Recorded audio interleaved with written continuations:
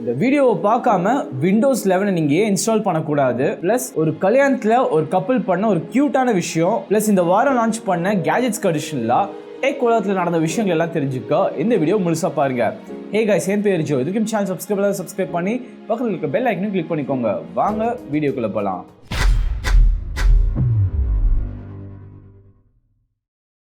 Windows 10 அடுத்த வருஷனான Windows 11 June month அப்போ announce பண்ணாங்க.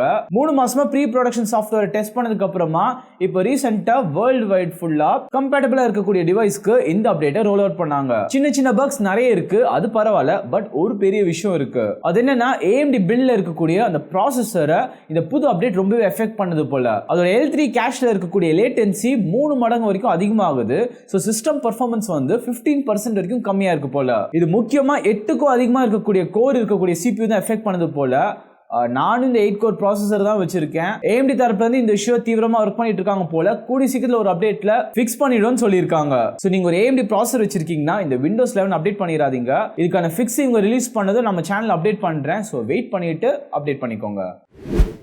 ரீசெண்டா ஒரு விஷயம் லீக் ஆயிருக்கு. இதுபடி வரப்போற MediaTek Dimensity ஃபிளாக்ஷிப் சிப்செட் எல்லாமே புது 4 நானோமீட்டர் பேஸ் பண்ணக்கூடியதா இருக்க போதுன்ட்டு கன்ஃபார்ம் ஆயிருக்கு. இது மட்டும் உண்மையா இருந்தா கரண்ட் ஜெனரேஷன் கம்பேர் பண்றப்போ நெக்ஸ்ட் ஜெனரேஷன் 30% வரைக்கும் ஃபாஸ்டாவும் 35% வரைக்கும் மோர் எஃபிஷியன்ட்டாவும் இருக்கும். ஸோ ஆண்ட்ராய்டு வேர்ல்ட்ல இவங்க தான் ஃபர்ஸ்ட் டைம் 4 நானோமீட்டர் கொண்டு வராங்க போல. ஸோ இவங்களை கண்டினியூ பண்ணி அடுத்த வருஷம் லான்ச் பண்ணக்கூடிய Snapdragon 898 சாம்சங்கோட Exynos 2200 இந்த 4 நானோமீட்டர் தான் பேஸ்டா இருக்கும்ட்டு எதிர்பார்க்கலாம். ஸோ புது லான்ச்னு பார்க்குறப்போ MSI தரப்புல இருந்து ஒரு புது கேமிங் லேப்டாப் லான்ச் பண்ணியிருக்காங்க. ஸோ இதுக்கு பேர் MSI A5 Delta 15. இதோட கீ ஃபீச்சர் பார்த்தீங்கன்னா AMD Ryzen 9 5900HX CPU RX 6700M GPU இருக்கு. டிஸ்பிளேன்னு பார்க்குறப்போ இல்ல 15.6 இன்ச் ஃபுல் HD நான் கிளார் டிஸ்பிளேல இருக்கு. அடிஷனலா 240 Hz ரிஃப்ரெஷ் ரேட்டும் இருக்கு. இல்ல 16GB DDR4 RAM-உம் 512GB SSD-யும் கொடுத்திருக்காங்க. இந்த ஃபீச்சர்ஸ் எல்லாமே சேர்த்து வெறும் 1.9 kg தான் இதோட வெயிட். இந்த காம்போனன்ட்ஸ் எல்லாம் வச்சுட்டு இந்த ஃபார்ம் ஃபேக்டருக்கு இது ரொம்பவே லைட் வெயிட். இதோட பிரைசிங் பார்க்குறப்போ $2000க்கு லான்ச் பண்ணிருக்காங்க. இதுல Ryzen 9 இருக்கிறதுனால இவ்வளவு ரேட் அதிகம். இந்தியாவோட கன்வர்ஷன் பார்க்குறப்போ எப்படியும் 1,50,000 rupees வந்துருது. OnePlus 9 அடுத்த வெர்ஷனான OnePlus 9RT அக்டோபர் 13 அன்னைக்கு லான்ச் பண்ண போறாங்க. இந்த போனை கூடிய OnePlus Buds Z2 லான்ச் பண்ண போறாங்க. சோ கிடைச்சிருக்கிற ரூமர் படி பாக்குறப்போ இல்ல Snapdragon 888 சிப்செட்டுக்கு அடிஷனலா ஃபிளாக்ஷிப்ல இருக்கக்கூடிய 50 மெகாபிக்சல் சென்சார்ல இருக்க போகுது. இல்ல 120 Hz ரிஃப்ரெஷ் ரேட்டும் பேட்டரின்னு பாக்குறப்போ 4500 mAh பேட்டரி இருக்கு. இதை சார்ஜ் பண்றதுக்கு 65 வாட் ஃபாஸ்ட் சார்ஜிங் சப்போர்ட்டும் இருக்கு. இதோட பிரைசிங் கன்ஃபார்ம் ஆகல. பட் என்ன கேட்டீங்கன்னா இது 30 to 35,000 ரேஞ்ச் அரௌண்ட் இருக்கும். சோ இதோ OnePlus போன்ஸ் ஏதாவது வாங்குறதுக்காக வெயிட் பண்ணிட்டு இருக்கீங்கன்னா இந்த போன் லான்ச் ஆனதுக்கு அப்புறமா டீடைல் ஸ்பெசிஃபிகேஷன்ஸ் பார்த்துட்டு இதை வாங்கிக்கோங்க. ஸோ இந்த வருஷத்துல லான்ச் பண்ண என்னோட ஃபேவரட் ஃபோன் பார்த்தீங்கன்னா ரெட்மி லான்ச் பண்ண Note 10 Pro. இது பட்ஜெட் ரேட்லேயே எக்கச்சக்கமா ஃபீச்சர்ஸ் வச்சு கொடுத்துருக்காங்க. இந்த ஃபோனை ஃபுல் ரிவ்யூ பண்ணி நம்ம சேனல்ல போட்டிருக்கோம். இதோட லிங்க்கும் கீழே டிஸ்கிரிப்ஷனில் கொடுத்துருக்கேன், செக் பண்ணி பாருங்க. இதோட ஹைலைட் ஸ்பெக் பார்த்தீங்கன்னா இல்லை 120 Hz ரிஃப்ரெஷ் ரேட்டும் AMOLED ஸ்க்ரீனும் இருக்கு. ஸோ ரிவ்யூ பண்றப்பே சொல்லியிருந்தேன் இந்த ஃபோன் யூஸ் பண்றப்போ பட்ஜெட் ரேட் மாதிரியே தெரியலன்ட்டு. ஏன்னா அந்த அளவுக்கு ஃபிளாக்ஷிப் ஃபோன்ஸ்ல இருக்கக்கூடிய ஃபீச்சர்ஸ் மட்டுமே இதுல இருந்துச்சு. இதுக்கு அடிஷனலா அடுத்து லான்ச் பண்ணக்கூடிய Redmi 11 Proல 120 வாட் ஃபாஸ்ட் சார்ஜிங்கான சப்போர்ட் இருக்க போதுன்னு ஒரு லீக் ஒன்று ரிலீஸ் ஆயிருக்கு. இந்த லீக் மட்டும் உண்மையா இருந்துச்சுன்னா ஃபிளாக்ஷிப்ல இருக்கக்கூடிய அந்த ஃபாஸ்ட் சார்ஜிங் சப்போர்ட்டும் இப்ப பட்ஜெட் ரேட்லயே வருது. இப்படியே போயிட்டு இருந்துச்சுன்னா நம்ம ஃபிளாக்ஷிப் ஃபோன்ஸ்க்கான நீடே இல்லாம நம்ம பட்ஜெட் ஃபோன்ஸே வாங்கிக்கலாம் போல.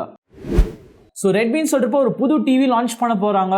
இதுக்கு பேர் Redmi Smart TV X. இந்த 2022 வெர்ஷனை இப்போ அக்டோபர் 12 அன்னைக்கு சைனால இப்போ லான்ச் பண்ண போறாங்க. இது ஒரு லைட் ஃபிளாக்ஷிப் டிவி, அதாவது பட்ஜெட் ரேட் அளவுக்கு கம்மியா இருக்காது, பட் ஃபிளாக்ஷிப் அளவுக்கு அவ்வளவு காஸ்ட்லியாவும் இருக்காது. இது ஒரு கீ ஹைலைட் ஃபீச்சர் வந்து இதுல MMC டெக்னாலஜி இருக்கு. பேசிக்கா இது 30 FPS மாதிரி லோ ஃப்ரேம்ஸ் per செகண்ட்ல இருக்கக்கூடிய வீடியோஸை கூட ஹை ரிஃப்ரெஷ் ரேட் ஆன 60 Hzலயும் 120 Hzல கூட பிளேபேக் பண்ணும். ஸோ இந்த டிவியை கரண்டா சைனால மட்டும் தான் லான்ச் பண்றாங்க.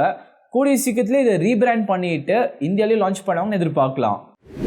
ஸோ ஒரு ஃபோன் லான்ச் ஆகுதுன்னா அது ஃபியூ வீக்ஸ் பிஃபோர் ஒரு ஸ்பெசிஃபிகேஷன்ஸ் வந்து லீக் ஆகுது சகஜம் தான். பட் கூகுளோட பிக்சல் சீரிஸ் தான் வேற லெவல். பிகாஸ் இவங்க ஃபோன் லான்ச் பண்ற பல மாசத்துக்கு முன்னாடியே எல்லாமே லீக் ஆயிரும். அந்த மாதிரி இந்த போனோட போட்டோஸ் ஸ்பெசிஃபிகேஷன்ஸ் எல்லாம் எப்பவே லீக் ஆயிடுச்சு.